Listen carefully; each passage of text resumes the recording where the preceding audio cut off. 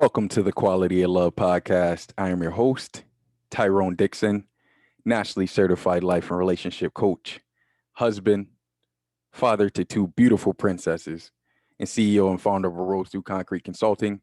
Thank you guys for taking the time out to listen in with us tonight. We really appreciate it. Guys, I am fresh off vacation, and if you cannot tell, I am exhausted. But the princesses and my wife and I had an amazing time during our vacation. We took the girls to Sesame Place, which is a Sesame Street theme park over in Pennsylvania, somewhere in Mechanicsville, Pennsylvania, I think, which I've never been before, but I thought that was fantastic. And the girls loved it. My wife also loved it and did a great job. Following our trip to Sesame Place, we then went on to Hershey Park, which is in Hershey, PA, Hershey, Pennsylvania, which again, I've never been to Hershey Park either, but it was an amazing time. The girls loved it. If you follow any of my social media handles, you know by now I've been sharing pictures and some insight and some things that we did on our vacation, and it was great. I'm feeling tired, but I'm feeling refreshed, and I'm ready to go. I've missed you guys. I've missed my audience.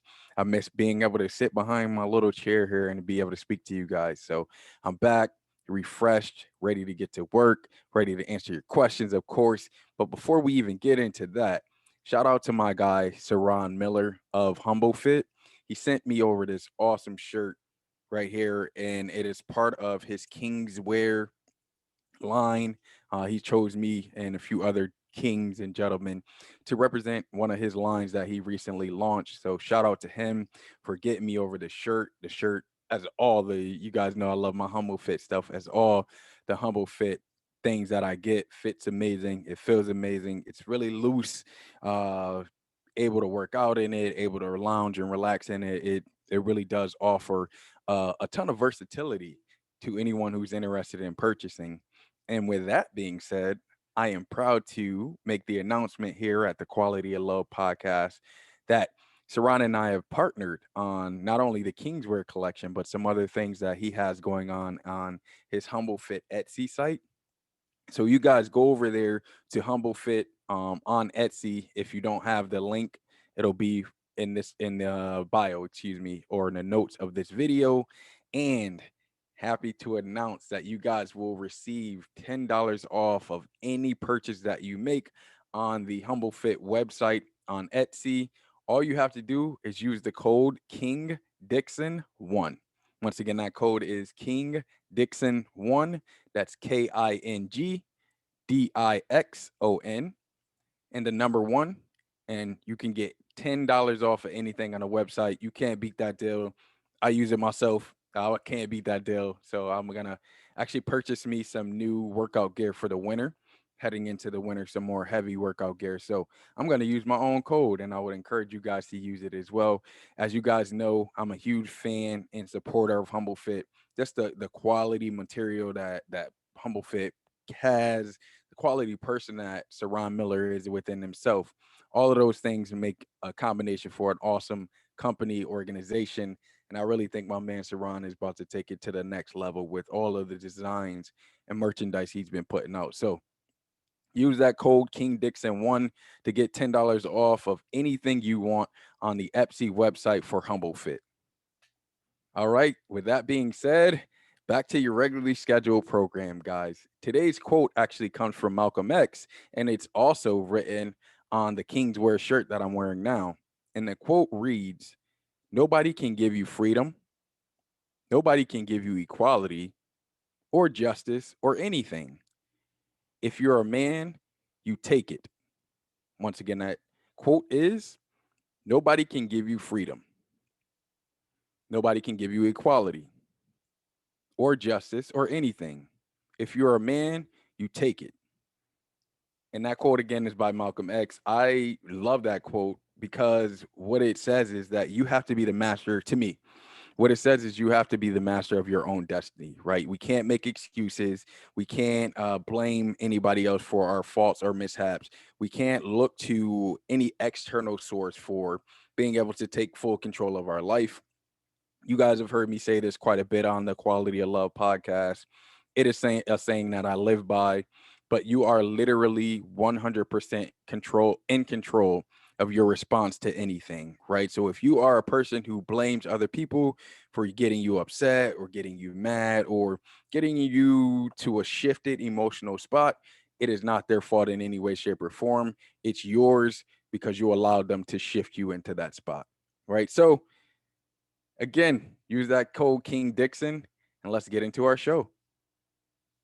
Question number one from our relationship and mental health side of things. If you are fighting with someone, who can calm you down and tell you to stop? Once again, that question is, if you are fighting with someone, who can calm you down and tell you to stop? I actually thought really hard about this question. I typically will give a quick response to questions, or a quick thought to questions and just jot down whatever my response is and then share it with you guys on the show.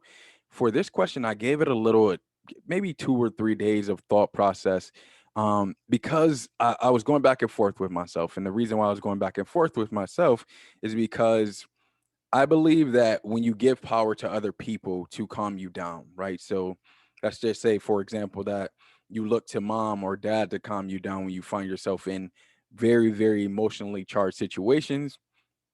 I think that's a disservice to not only you, but mom and dad, because there's going to be a point in time where you need to learn to regulate your own emotions. And if you don't ever learn that skill, you'll grow up with a lot of anger and resentment inside of you. And anger and resentment in those situations eventually leads to you lashing out, or like you said, to fighting, right? So when it comes to fighting, I would encourage you not to seek an external source to calm you down. Try to figure out what tools and things that you can use on your own that'll allow you to calm down as you move forward and try to navigate life. Because as you continue to look for external resources like a mom or dad or boyfriend, girlfriend, whatever it is, to help you calm down, when those resources aren't available or you can't access those resources immediately, then you won't know how to regulate your emotions on your own. You'll end up getting yourself into some pretty rough spots down the line, right? So I would encourage you to take some time and practice and learn the skills that you need to acquire in order to calm yourself down. And as you go forward, use those skills without having to rely on anyone externally to help you with that.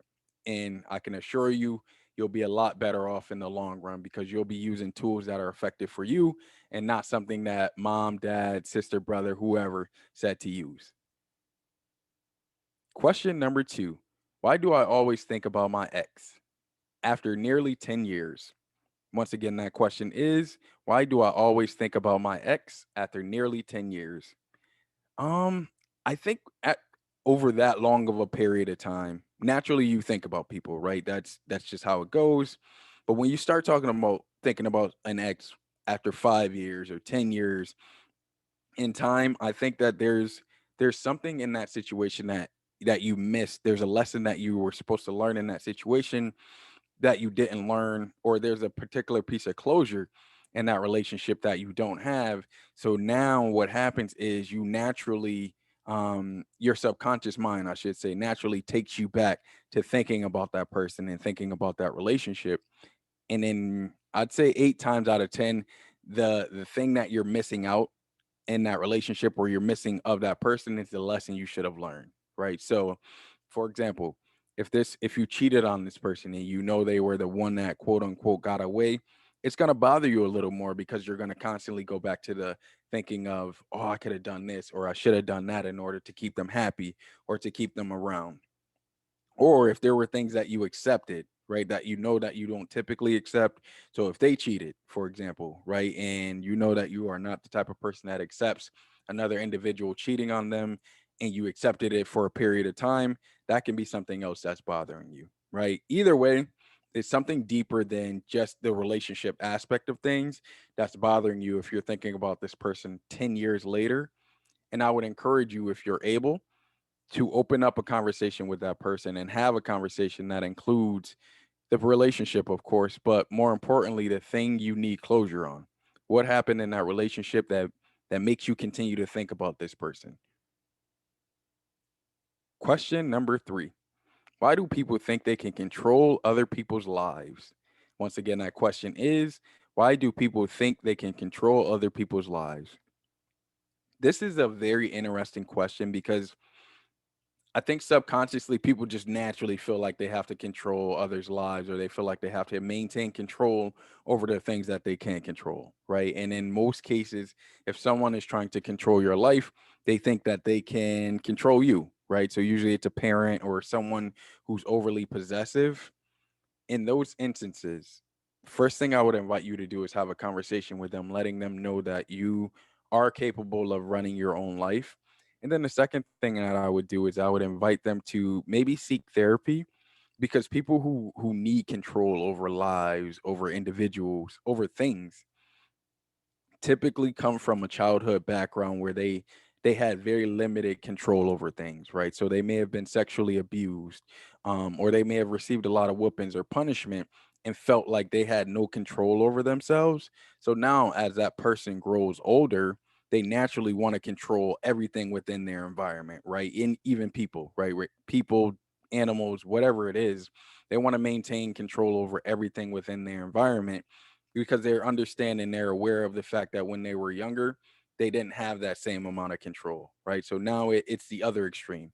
It goes from that young child not having any control over situations to now the adult wanting control over every situation so they can try to make outcomes predictable, which in life, as anyone who can remain in a logical context thinks, we don't control anything, right? And we're along for the ride in life. But if you've not been shown those different skills to be able to let things go, or to be able to let people either succeed or fail on their own, then do become really possessive. So I would have a conversation with them again, first letting them know that you can control your own life.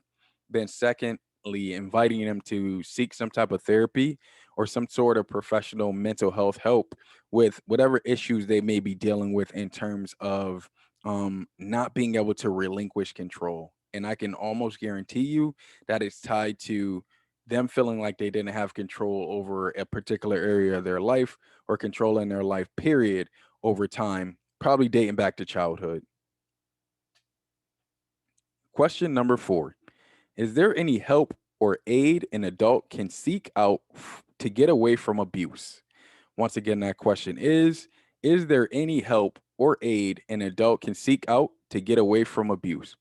Absolutely. There are, thank goodness, there are a ton of resources that are available for you if you're in a situation in which you're being abused.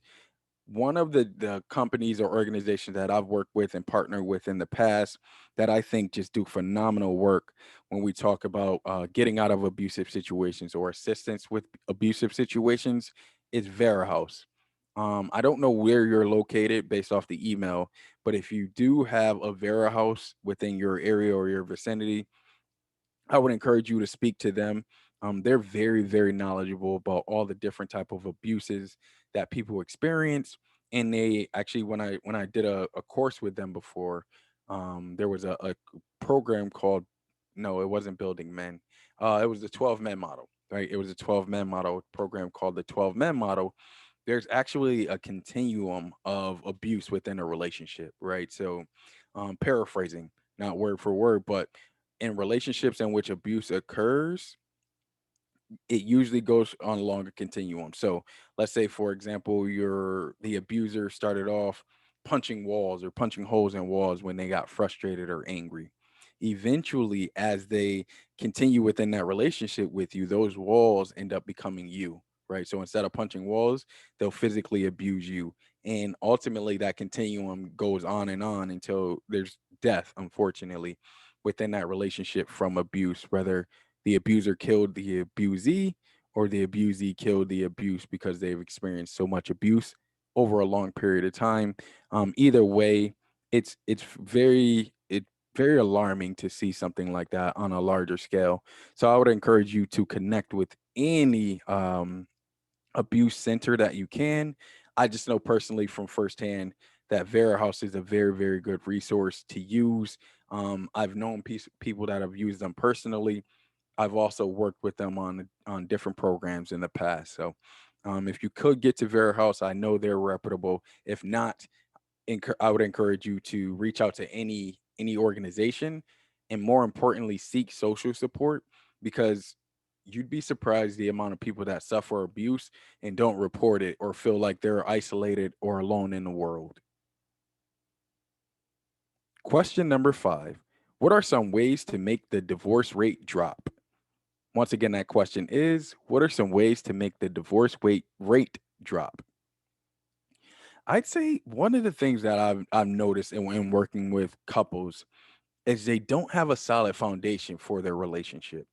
And what I mean by solid foundation is coming into the relationship, they don't have a clear vision on what they want out of the relationship, what success for the relationship looks like, and ultimately what they're willing to sacrifice in order to make sure that this relationship is successful over a long period of time.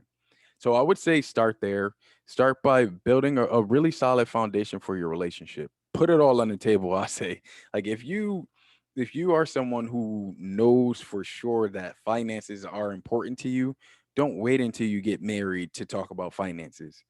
If sex is important to you in a relationship, don't wait until you're married to let it be known that sex is important to you in a relationship, right? Because some people unfortunately get into a marriage and they're like, okay, now I don't have to have sex or make myself sexually available to my partner as often as I did before because we're married and we have this long-term commitment, right? I think a lot of people bite their tongue. There's the word that I'm looking for. A lot of people bite their tongue when it comes to their needs and relationships early on until eventually like you feel resentment. And once you start to feel that resentment, if you're anything like me, you're not going to bite your tongue for anyone or during any circumstances. So throw it all out there very early in a relationship and let your partner know what's important to you. And I think that when you do things like that, it allows you to build a solid foundation. The other thing that I think that we could all use a little less of is social media. I am I identified that I have a love hate relationship with social media recently where I'm not crazy about posting and being on social media or anything like that, but I understand there's a social media is a tool, right? And as a business owner and operator of a podcast, I have to realize that that's where people go for their information. Whether it's true or not, social media is very important to a lot of people. So, as much as I'm not a fan of being overly social on social media, it's something that I'm coming around to because I realize that it's the way of the world. With that being said, though, like I said earlier, I think it'd be we could all everyone in the world use some less social media because what social media does, in my personal opinion, is it allows people to put their best foot forward. So it'll take account of all your wins. Like you're going to celebrate all your wins. You're going to want people to celebrate your wins with you. But what about the losses?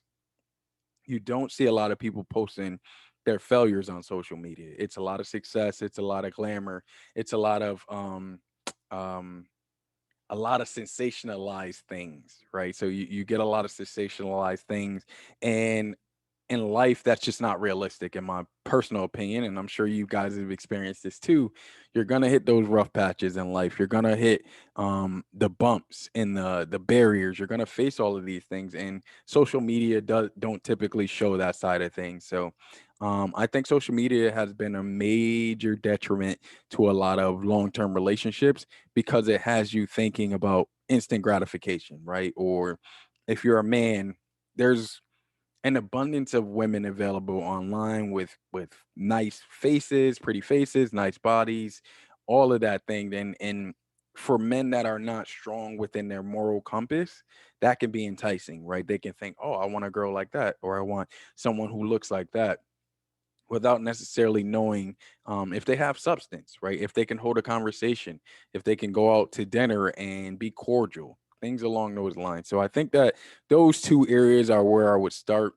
With that being said, I think it's going to be difficult to tackle the social media giant in which it is because it's where everyone goes now, right? So best bet that you can do is create your own world within the world that we live in and make sure you guys exist within that world as much as possible, and block all the other stuff out because at the end of the day You guys have heard me say this on the podcast plenty of times, but a relationship is about you and your partner teaming up to face everything else, right? And I literally mean everything else. So if you don't have a team mentality or a team mindset, then you're going to be in trouble.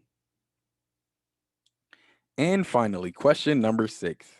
What impact does appreciation from your spouse have on you? Once again, that question is, what impact does appreciation from your spouse have on you? This is, I have to admit, one of my favorite questions of all time here on the Quality of Love podcast.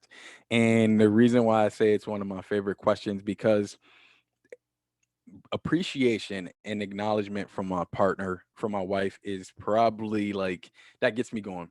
I can't tell you how many days I've felt unmotivated and my wife says something like, "We appreciate you, sweetheart," or "We acknowledge and we recognize all the hard work that you're doing, and we just want you to know that as your wife, as your daughters, or speaking for your wife, me, and speaking for your daughters, we appreciate you and we love you." Like, there's been times where I heard that and I was just feeling unmotivated, not wanting to do anything, and I heard that, and it literally just propped me back up and it put the energy in me that I needed to continue to push forward and continue to try to be successful. So that is its top priority for me. One of my top love languages is words of affirmation. So hearing that I'm appreciated from my partner in particular, and hearing that I'm loved from my daughters, that's for me. That is, there's no bigger motivating factor than hearing that from them. Now, with that being said, I love hearing it from anybody, right? Any props, love, appreciation, it's greatly appreciated, but there's nothing that compares to hearing it from them. And I can say that with a 100% clarity. Hearing it, I appreciate you from my wife is top of the line for me. And the more I hear it, the more it motivates me to continue to move forward. And if you are someone whose love language is word of affirmation, then you should be telling your spouse that you need to hear from them how much they appreciate you as often as possible, because those are the little things that keep us going. All right. All right. That's all we have for our love and relationship side of things. Let's talk a little bit about insight from a former narcissist. Question number 1. Can a narcissist be truly happy alone? Once again, that question is, can a narcissist be truly happy alone? I don't think so. I've never seen a narcissistic individual being able to function on their own. They always are in need of a supply. We call it supply, but they're always in need of someone who will accept their BS, and accept their narcissistic traits, because that's what keeps them going, right? A narcissistic individual has to hear that they're better than everyone, they're this awesome person, so on and so forth. They need to hear that from someone outside of themselves in order for them to really believe it, right? So if there's no one telling them how great they are, how much they're dependent upon, how much others need them, then they'll go seek that person out, right? They'll constantly seek that person out. And ultimately, what that means is they can't be happy alone at all. No matter how much they try to project happiness on their own, they cannot be happy alone. And it's just not a realistic thing to expect for a narcissistic individual, because they need that external gratification for a lot of their behavior. Question number 2. Do most male narcissists have an obsession over their female victims? Once again, that question is, do most male narcissists have an obsession over their female victims? Yeah, I would say yeah. Based off of what I've done in the past, over my career, what I've read, what I've researched, what I've done individually as a person when I was a narcissist, I would say yep, absolutely. It's not necessarily a obsession, I would say. It's more a possessive thing. Any male narcissist that I've ever encountered, that I've ever worked with, talked to, dealt with in any way, shape, or form, felt that their female abusee is theirs, like, and they belong to them. So the man can do whatever they want in the relationship, and the woman can't do anything, right? Like, he belongs to, or she belongs to him, and there's no way around that. So I would exchange the word obsession with possession, right? So just interchange those words, and you are absolutely right. All male narcissistic individuals that I've worked with, dealt with, been around, period, feel like their woman or the female in the relationship is their possession, right? And they own them. So yes, most male narcissists, if not all, I would say, feel like you are their possession. And if you happen to get involved with one, they will treat you as if you're their possession as well, right? Where they can do anything, they can talk to you any type of way, they can continue to badger and bother you. Meanwhile, they're doing their own thing here on the side. So, yep, you are accurate with that. Question number 3. Why did my ex narcissist girlfriend always insist on remaining friends after the breakup? What is the hidden intention behind this request? Once again, that question is, why did my ex narcissistic girlfriend always insist on remaining friends after the breakup? What is their hidden intention behind this? Like, well, I won't say like.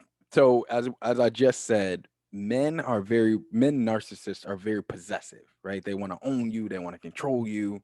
With women, they're not possessive per se. They not actually, let me backtrack. They're not overtly possessive, right? So what she's trying to do is she's trying to keep tabs on your life and also live her life, right? So that's something that's very, very common with female narcissists.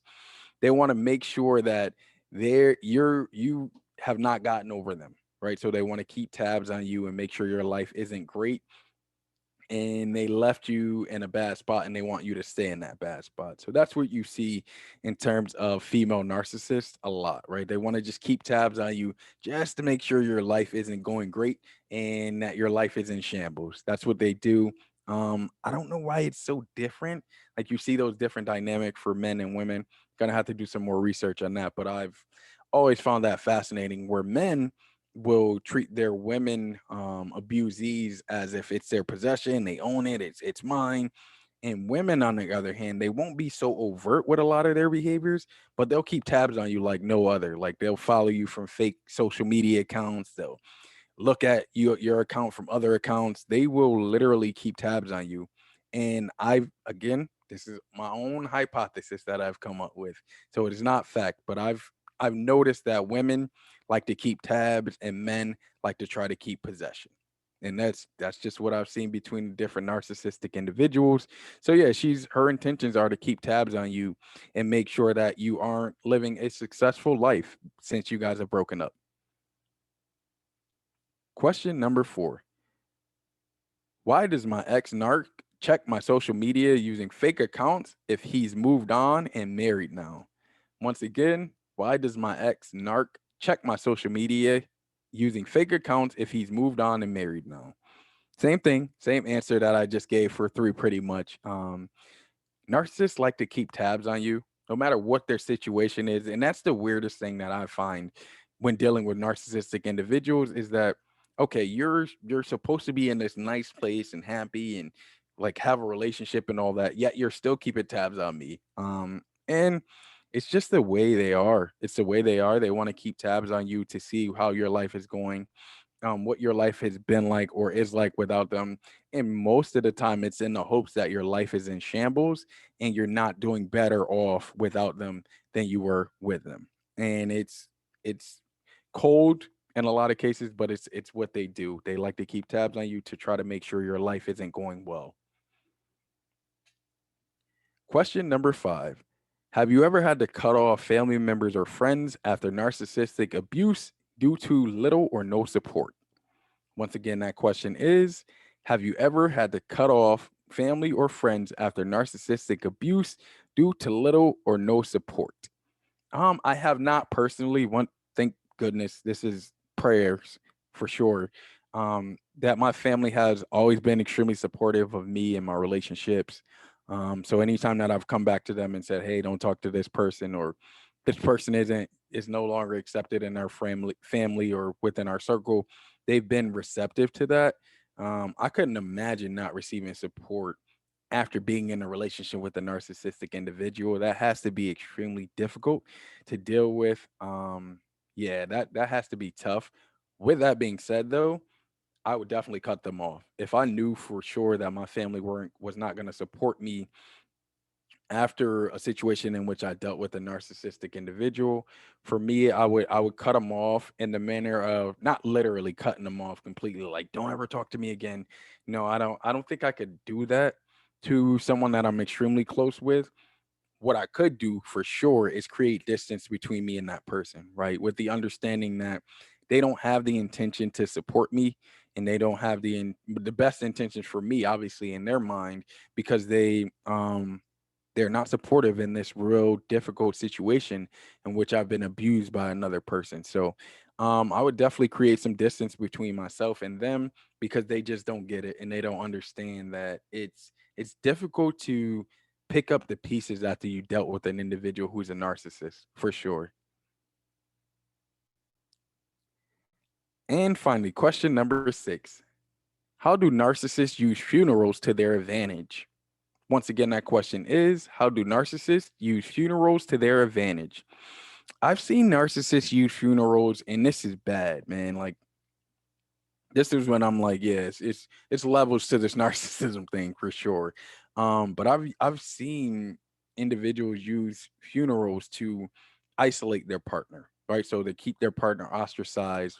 I've also seen them use it to create more of a victimization in their lives, where it's like, oh well, my such and such just passed away, or that I've just came from a funeral and you're being really mean, when you're trying to hold them accountable for their actions. So not I say that to say this: narcissists can get really sick and twisted when dealing with funerals or dealing with death in their family. Understand that, and I know it can be difficult not to feel empathy in those situations, but I would encourage you to make sure that you're being mindful that that person is a master manipulator. So they're just going to use that situation to continue to manipulate you and continue to be a victim in those situations. All right. That's all we got. That's all we have for you guys tonight. We're back in line, guys. So remember to get those questions in at tqlp20 at gmail.com. Again, get us those questions over to tqlp20 at gmail.com. Also, don't forget to hit my man Saron Miller up with that King Dixon 1 code, so you could get $10 off of some nice gear like this Kingswear t-shirt that I have on right now. And we're rolling, guys. We're back rolling, rocking. I'm happy to be back. Send me feedback, shoot me some information, whatever you guys feel, man. I'm feeling good. I'm feeling good, if you can't tell, to be back. So thank you guys. Always appreciate it. And as always, guys, remember, the quality of love and relationships that you have in your life will determine the quality of your life. Peace and love.